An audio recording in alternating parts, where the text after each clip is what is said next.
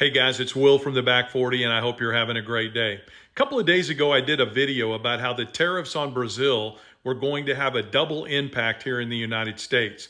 Number one, I said it's going to drive up beef prices at the grocery store here. And number two, I said in the long run, it could drive down beef prices for cattlemen selling their stock. And Scott here asked the following question. He says, explain to me how it's going to cause beef prices to go up at the grocery store, but go down for cattlemen out in the marketplace. I thought I'd answered it in the video.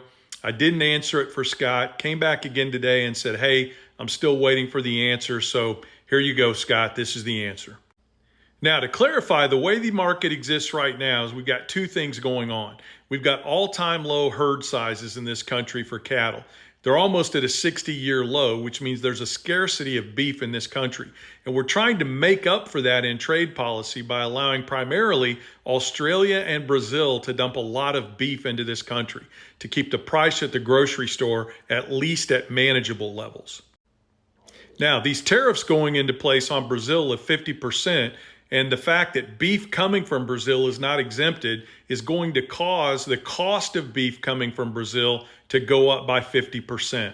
What that means is the strategy that American grocers are using and packers are using in order to drive beef prices down a little bit or at least keep them at manageable levels is going to be pulled out from underneath them because that strategy is not going to be as cost effective.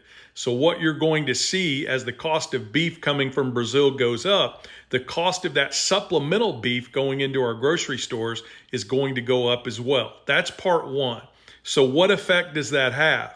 Well, what I said in the video is, and you can see this from historical buying patterns, you can Google it. There are a lot of articles out there right now mentioning it, talking about past patterns.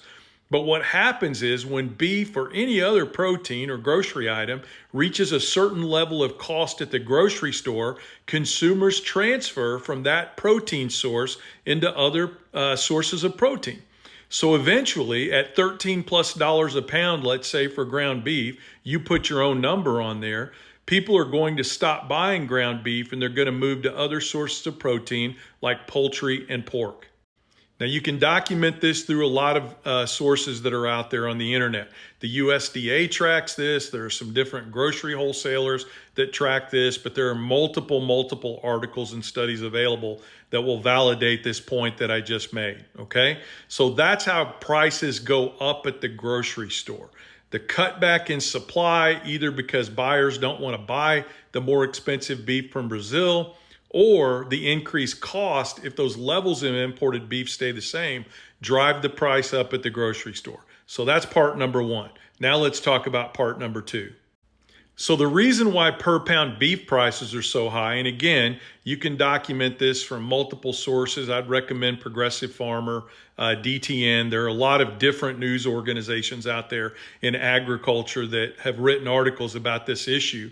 The reason why per pound beef prices are so high is because consumer demand for beef has stayed strong. So as the packers have needed additional beef, and they're trying to supplement even with beef from Brazil and Australia, they're still buying up everything that comes onto the marketplace from rural American cattle raisers. And that's caused the per pound price of beef at the market level, people buying calves from cow-calf operators or buying calves that have been fed out from, say, 600 pounds up on grass, whatever it might be, that's caused it to stay at an all-time high. But here's the trigger mechanism. As those prices go up at the grocery store, that's going to offer a period of time where prices still stay high on the farm. However, when consumers start to transfer their purchasing power to these other sources of protein, the amount of hamburger, beef, etc., let's just say beef, that the packers are going to have to buy from American cattlemen will drop as those purchases go away, okay?